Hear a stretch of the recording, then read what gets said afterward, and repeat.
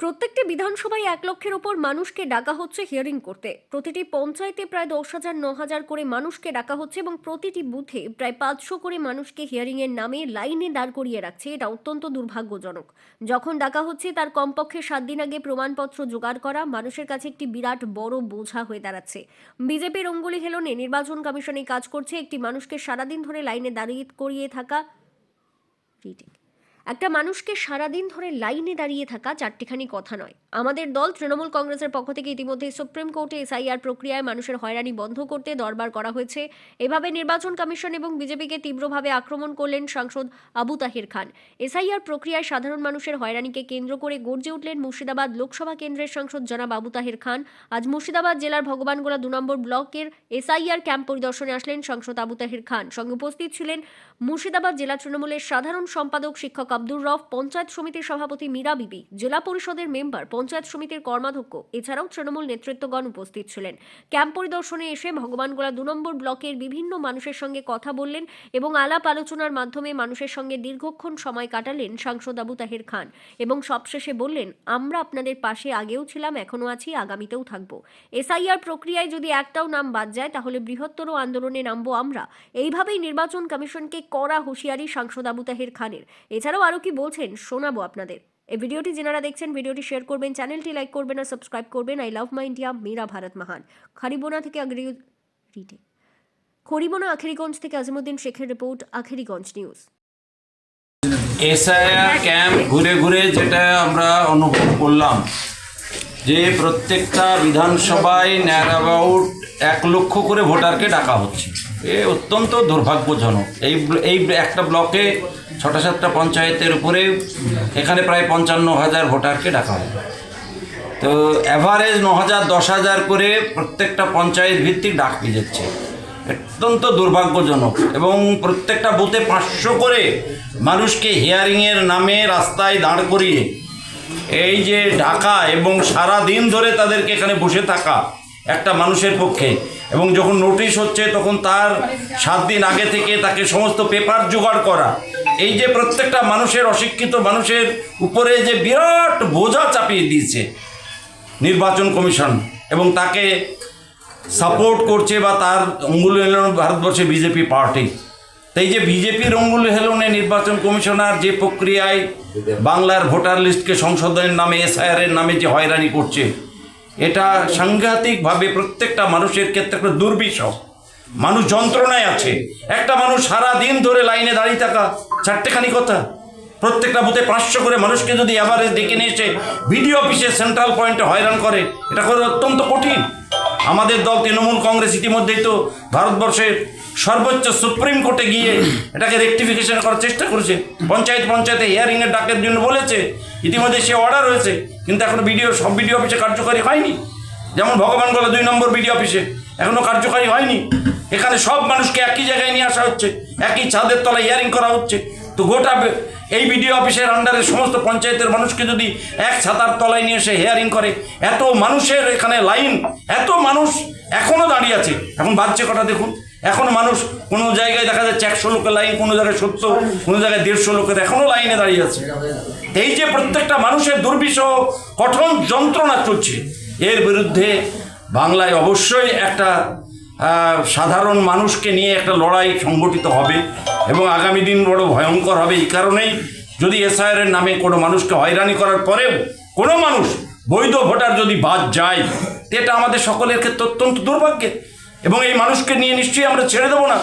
আমাদের নেত্রী মমতা বন্দ্যোপাধ্যায় আগামী 2 তারিখ সর্বোচ্চ যে ন্যায়ালয়, সর্বোচ্চ যে আমাদের নির্বাচন কমিশন, তার কাছে যাচ্ছে ডেপুটেশন দিতে।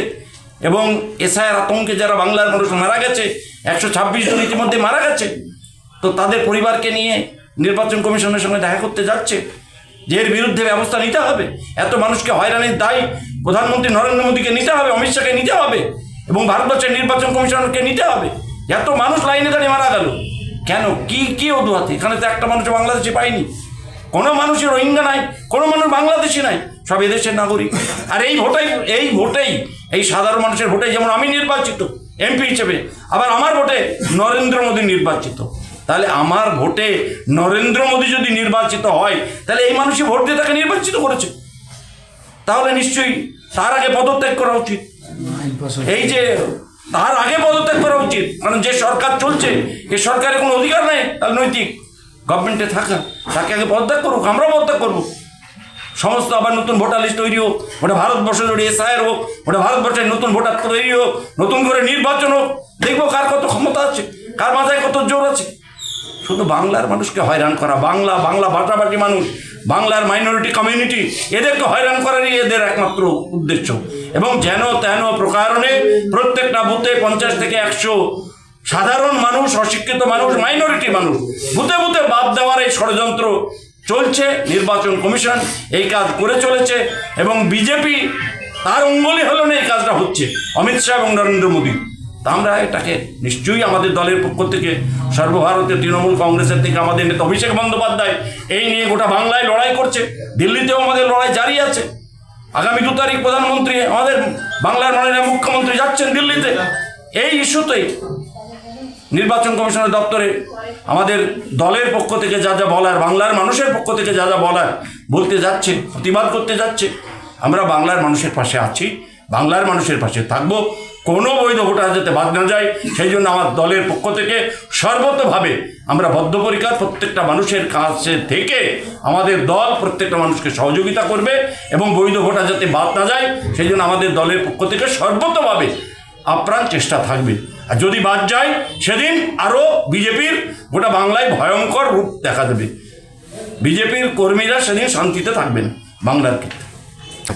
দেখুন, এটা একটা তানাশাহি সরকার চলছে সেন্ট্রালে এবং নির্বাচন কমিশন সেই তানাশাহি সরকারের প্রায়োজিত কার্যক্রম তিনি সম্প্রচার বা সম্প্রসারণ করছে।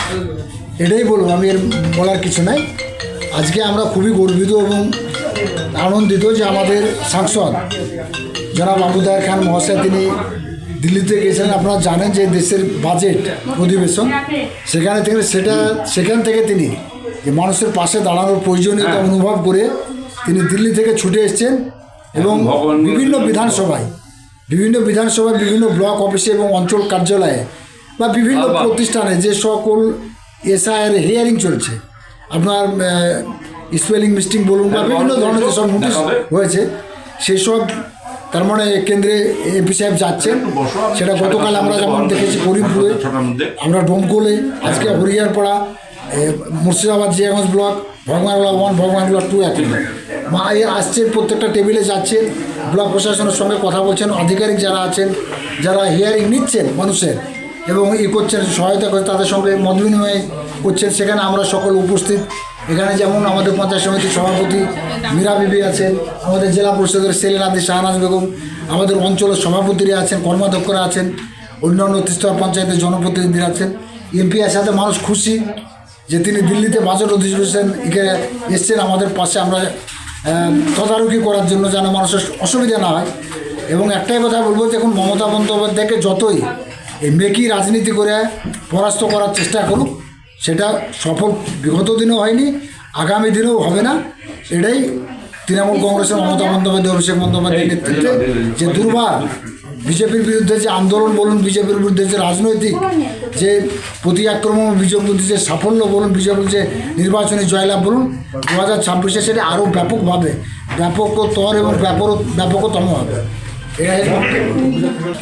আমাদের কাছে আজকের বিষয় দেখুন, আমি গত রাত্রে 8:30 আমি খবর পেয়েছি, এমপি স্যার আমাকে ফোন করিয়েছিলেন এখানে আসবে। তখন থেকে আমরা এত আবেগে ছিলাম যে আমাদের লোকপ্রিয় সাংসদ, সকলের প্রিয়, সকলের অভিভাবক, সর্বোপরি আমাদের ভগবানগোলা 2 ব্লকের সকল বাসিন্দা আমরা একদম কাছের মানুষ মনে করি, যাতে সবসময় আপদে বিপদে সব সময়তেই আমরা কাছে পাই, ওনাকে ডাকলেই আমরা কাছে পাই।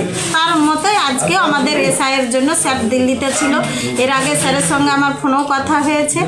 আজকে দিল্লি থেকে ফেরার পরে এর আগে দেখলেন আমাদের রামডহারা হাজীগঞ্জে একটা মর্মান্তিক ঘটনা ঘটার, ওখানেও স্যার দিল্লি থেকে ফিরে এসেছিল পরিবারের সঙ্গে। আমাদের প্রাক্তন ব্লক সভাপতি, বর্তমান মুর্শিদাবাদ জেলার সাধারণ সম্পাদক, ওনার মাধ্যমে ফোনে কথা হয়েছে, সাক্ষাৎ করেছেন। তার জন্য আজকেও সেম একই এসআইআর নিয়ে আমাদের ভগবানগোলা 2 ব্লকে এসে প্রত্যেকটা ক্যাম্পে যে আধিকারিকদের সঙ্গে কথা হলো এবং যারা আমাদের হিয়ারিংয়ের নোটিশ পেয়েছে মহিলা হনে বা পুরুষ হনে আপনার বয়স্ক হনে সকলের সঙ্গে আলাপ আলোচনা করা হলো যে তোমাদের কি ভুলের জন্য তোমাদেরকে আধিকারিকেরা ডেকেছে, কিসের ভুল আছে, হিয়ারিংয়ে এসছো।